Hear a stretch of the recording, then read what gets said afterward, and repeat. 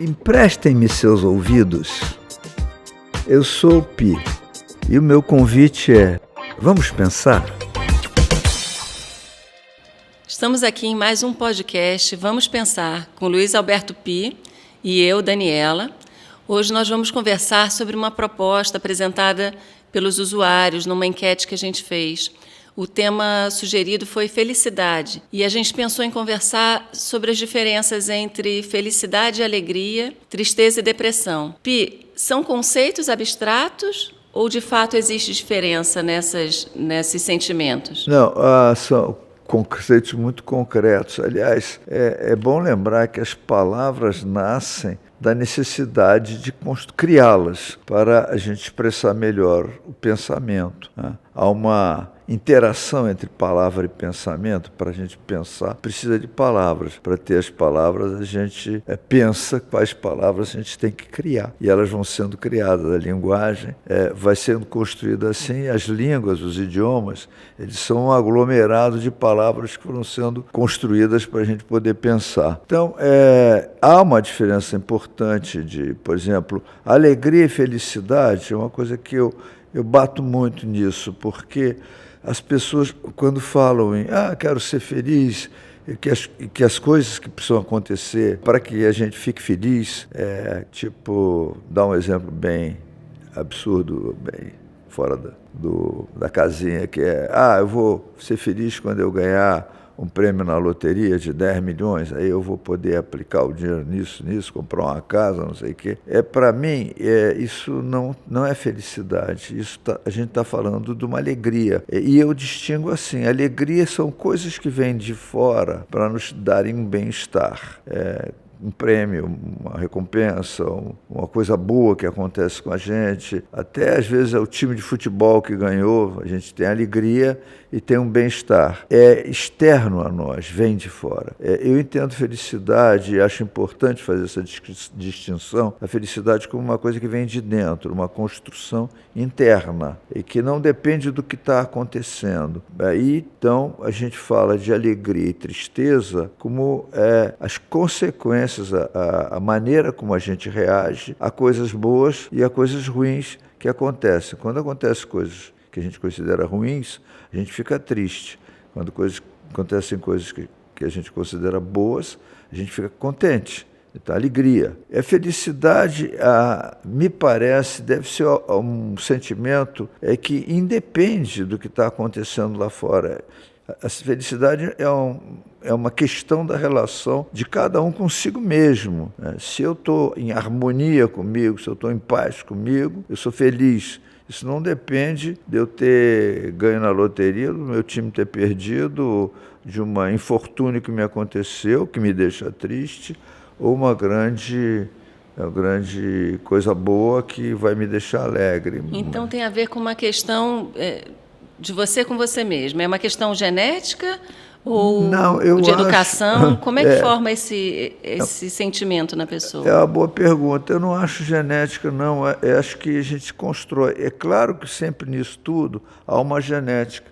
Mas o que importa para nós é o aspecto não genético. O genético é genético. É genético, a gente não muda, mas a gente pode construir uma postura na vida, uma maneira de olhar a vida que nos permite desenvolver um estado de felicidade, o estado de ser feliz, e que esse estado independer dos eventos tristes ou alegres da vida. Então a gente pode aprender a ser feliz, é isso? Acho que sim, a gente pode desenvolver a capacidade de ser feliz.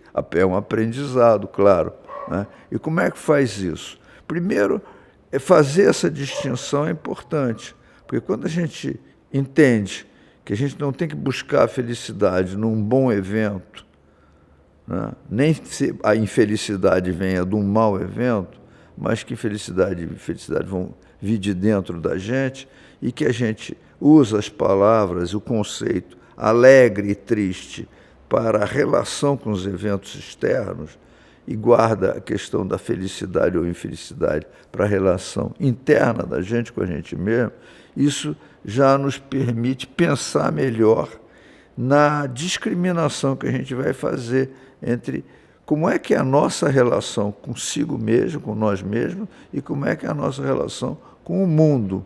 O mundo nos deixa tristes ou contentes, e nós ficamos felizes ou infelizes com nós mesmos. Então, acho que essa distinção é importante, porque essa é uma distinção até profissional para mim. Eu trabalho para ajudar as pessoas a serem mais felizes, a serem mais capazes de desenvolver felicidade e de se livrar da infelicidade. Mas eu não ajudo as pessoas a ir buscar alegrias ou tristezas, né? Acho até que quando uma pessoa está mais feliz, ela fica mais permeável às alegrias, isso sim, né? E menos atingido pelas tristezas. Mas as tristezas e as alegrias estão aí inevitavelmente. A primeira verdade de Buda é a vida é triste, é dolorosa, né? Então é bom a gente saber, tristezas e dores estão aí para todo mundo. O que importa é como é que a gente convive com isso, sem perder a felicidade. Eu me dei muito conta disso pessoalmente numa experiência que eu tive, que eu estava indo para uma situação que me dava muita felicidade de estar me encontrando com muito mesmo e ao mesmo tempo comigo mesmo, e ao mesmo tempo me dava tristeza de estar me afastando de coisas que eu gostava. E aí eu percebi que a felicidade era aquele movimento interno meu, e que tristeza era uma coisa, era uma eventualidade das circunstâncias em que eu estava me movendo. Eu estou falando muito vagamente, mas é mais ou menos, isso foi muito claro para mim, dado as coisas que eu estava vivendo. Mas que o que eu queria fazer, meu projeto de vida, era que me dava a minha alegria. E as circunstâncias sofridas que eu estava tendo que atravessar para concretizar esse projeto, era tristeza. E eu disse, puxa, eu estou triste, mas eu estou feliz. Então eu percebi claramente como era diferente. O triste vinha de fora e o feliz vinha de dentro. Então isso para mim ficou uma referência muito importante, porque eu entendi que o trabalho de um terapeuta pode ser simplesmente ajudar as pessoas a se organizarem, a se estruturarem para poder ser felizes. Agora, a gente falou no início da diferença entre alegria e felicidade, tristeza e depressão. E onde é que entra a depressão nisso tudo? Onde é que entra a depressão? Pois é.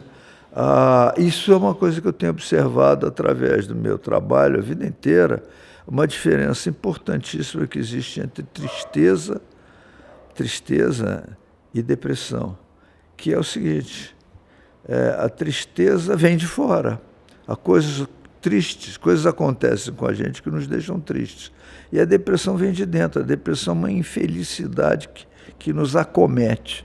A depressão, doença, é alguma coisa que surge numa pessoa de uma hora para outra.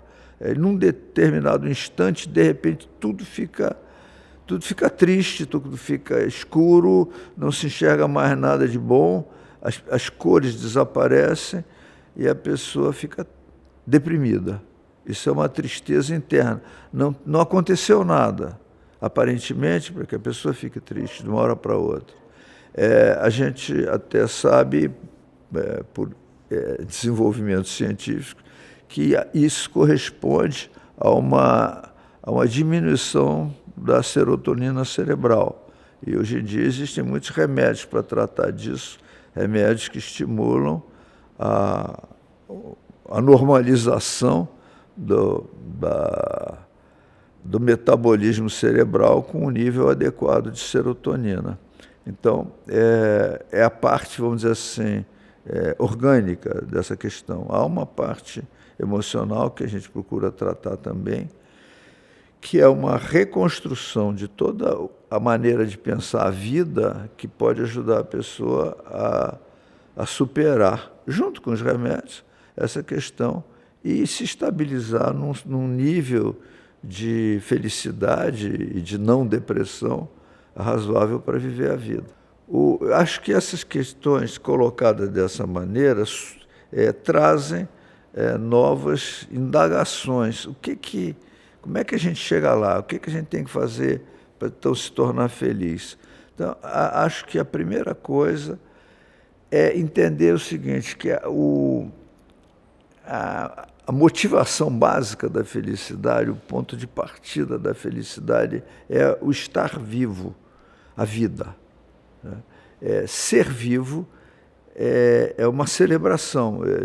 A gente vive, a gente celebra o estar vivo, a gente comemora isso, valoriza estar vivo e com isso a gente se regozija pelo próprio fato de estar vivo. Então, este é o ponto de partida da felicidade. Eu vejo como aproveitamento do que há de bom na vida, no estar, né? No estar vivo, no estar no mundo. Eu até penso uma coisa interessante sobre isso, que várias vezes eu tenho ouvido de pessoas, clientes meus, dizendo: minha vida está horrível, não consegui isso, não consegui aquilo, não tenho um bom emprego, queria ter uma pessoa com quem eu pudesse viver junto, construir uma família, não consegui. E eu fico me perguntando e conversando com essa pessoa, por que ela está dando tanta ênfase ao que não tem, em vez de dar ênfase ao que tem. Então, se a pessoa faz um rol, uma lista do que lhe falta, por que não faz uma lista do que ela tem? Então é aquela velha história do copo meio cheio e copo meio vazio, é isso? A gente Mas passa isso, por aí. o copo meio cheio e meio vazio, é uma alegoria, uma imagem, e isso é um trabalho em cima de como encher o copo, ou como olhar para o copo e vê-lo cheio, né? Como ver o que está cheio no copo, prestar atenção nisso, né? O que você tem de bom em vez do que você tem de ruim. Antigamente, no futebol aqui no Brasil, os clubes eram classificados por pontos perdidos. Então, ganhava o campeonato o clube que perdia menos pontos. E, com o tempo, houve uma conscientização de que mais importante era contar os pontos ganhos do que os pontos perdidos. E que dá uma ênfase mais alegre, mais satisfatória, né? Nós fizemos tantos pontos, em vez de dizer nós perdemos tantos pontos. E hoje em dia se conta por pontos ganhos, e eu sugiro sempre para os meus clientes, eu sugiro para quem estiver me ouvindo, conte a sua vida pelos pontos ganhos e não pelos pontos perdidos. Quer dizer, o que você tem, em vez de dizer o que você não tem, né? Você acha que hoje em dia as pessoas são mais tristes, ou quer dizer, menos felizes? Talvez hoje em dia exista uma cobrança maior em cima da felicidade, ou uma comparação mais frequente com a felicidade, entre aspas, dos outros, ou uma cobrança maior pela felicidade, e isso acaba tornando a gente mais triste? Olha, para mim é muito difícil falar sobre isso, porque é uma questão que envolve história e sociologia. Eu não sei como é que as pessoas viviam há 200 anos atrás. Se elas Mas nem precisa ir tão atrás, não. Eu digo de uns 20 anos para cá. Você acha que a gente se tornou mais triste ou não? Não, de 20 anos para cá é difícil dizer. Para mim é muito difícil, porque eu posso dizer que a cada 5 ou 10 anos, eu percebo que eu estou menos vulnerável às tristezas e me sinto mais feliz com a vida, com o estar vivo. Então, eu digo isso do ponto de vista muito pessoal. E eu não sei dizer direito como é que está o mundo. É muito difícil, não é a minha área. Eu sou psicanalista, eu trabalho com uma pessoa de cada vez, eu não trabalho com o grupo social. Eu fico me questionando se esse mundo, nesse ritmo que a gente está hoje em dia, nessas cobranças que a gente tem, nessa superexposição que as pessoas têm nas redes sociais, se isso de alguma forma tornou as pessoas mais tristes ou não. Ou se as pessoas continuam sendo quem elas sempre foram e simplesmente se expõem mais. Eu não sei dizer. Eu vejo que as redes sociais têm trazido à tona a possibilidade das pessoas falarem mais sobre si mesmas, se exporem mais, né? Agora, eu não sei até que ponto as pessoas falam verdade, as pessoas mentem. Parece que algumas coisas que a gente vê na rede social é sempre uma felicidade, uma alegria que soa falsa, não parece muito autêntica, muito legítima. Dá uma impressão de falsidade. Eu acho que é um instrumental novo de convivência, muito complexo e muito ainda pouco trabalhado, pouco desenvolvido. Acho que a gente não está fazendo ainda um bom uso desse instrumento, se é que a gente vai poder conseguir fazer um bom uso disso. Acho que a rede social tem nos dá o poder de nos aproximar mais de pessoas que estão distantes. Eu sei que hoje eu posso ter contato, ter troca com amigos que estão distantes, que eu não via há muito tempo. Então, a rede social me recuperou, os colegas de colégio, de faculdade, colegas antigos de começo da minha vida profissional, amigos que moram em outros lugares, tudo isso eu tenho mais contato com eles, uma troca, diálogo, em função da facilidade que as redes sociais oferecem. A gente tem que ter muito cuidado, porque isso pode diluir demais o nosso relacionamento com as pessoas. E ficar superficial, de repente. E ficar, né? Tudo muito artificial. Uma vez você me falou... Superficial, né? Uma vez você me falou que a felicidade tem muita relação com as expectativas que a gente tem para a vida.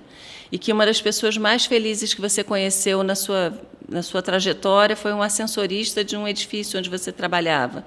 Porque ele tinha conquistado tudo o que ele tinha planejado conquistar, né?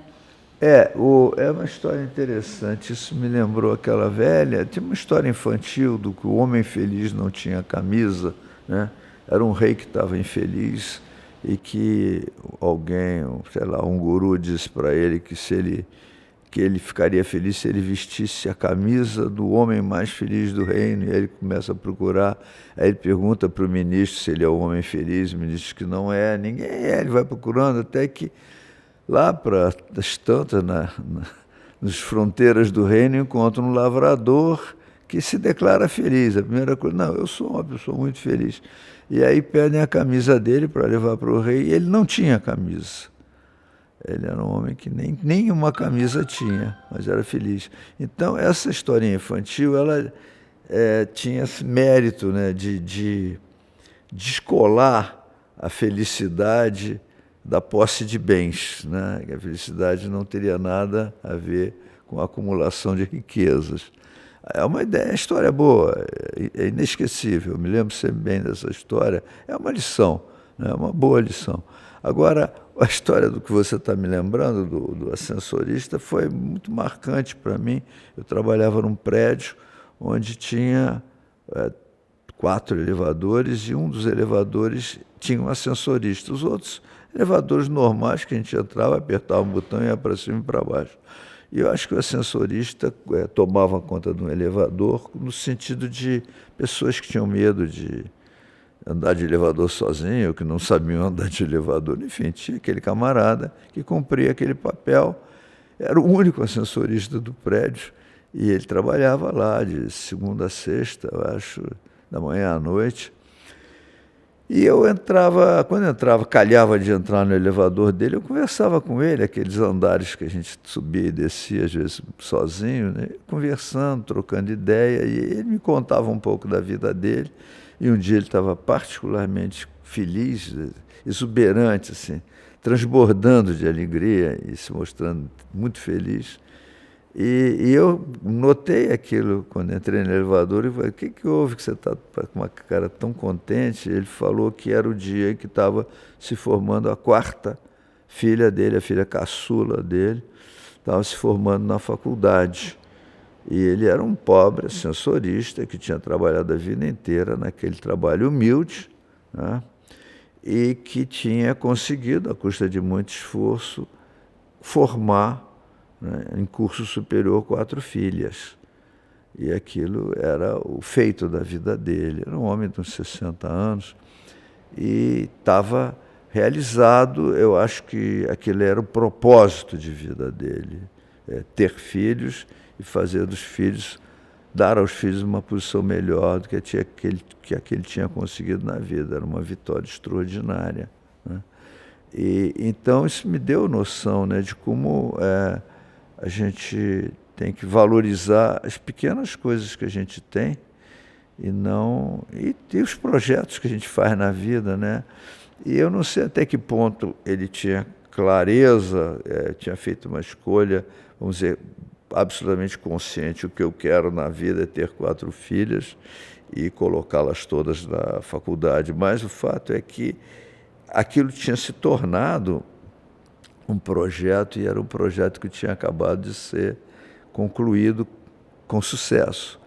Então, acho que é uma coisa que ajuda muito a gente a trabalhar com a felicidade da gente, a gente estabelecer essa grande pergunta: quem eu sou, quem eu quero ser? Quem eu quero ser? O que eu quero me tornar? É claro, a gente tem que ter um projeto que caiba viável, nas possibilidades, né, do mundo, né? Viável. Mas a ideia que ajuda muito a gente a se conscientizar da felicidade e dos valores mais relevantes da vida, que não são valores de consumo, obviamente, a gente se conscientizar disso quando a gente pensa no que eu quero fazer da minha vida, qual é o sentido que eu quero dar à minha vida, ou os sentidos. E quando a gente tem isso em mente, a gente fica menos abalado pelas coisas boas e ruins que vão acontecendo, porque a gente tem uma direção, tem uma meta, um rumo. E eu gosto muito de dizer que meta é direção, não é um ponto de chegada. A gente, às vezes, confunde isso. Quer dizer, eu quero tal coisa, como se fosse, eu quero conseguir aquilo. Não. A ideia, eu acho, eu vou nessa direção, na direção de conseguir isso, né? E a trajetória, esse caminhar, é o que importa, essa longa jornada em busca de algo que a gente está vendo ali em algum determinado ponto da vida da gente. E essa escolha, óbvio, tem que ser feita não com a razão, com o intelecto, mas com o coração, com o espírito, com o sentimento. E pode ser qualquer coisa, cada um de nós tem que ter a sua. E acho que para isso o que vale é a criatividade, que é um outro assunto sobre o qual acho que vale a pena a gente conversar, a questão da criatividade, o que é, para que serve ser criativo. Num próximo podcast a gente conversa sobre isso, né? Fica para o próximo. A gente vai trazer nos próximos também outros assuntos sugeridos pelos nossos seguidores. Muito obrigada, Pi. Até a próxima. Eu que agradeço toda essa oportunidade aos ouvintes que se dispõem a dar o seu tempo para nos escutar.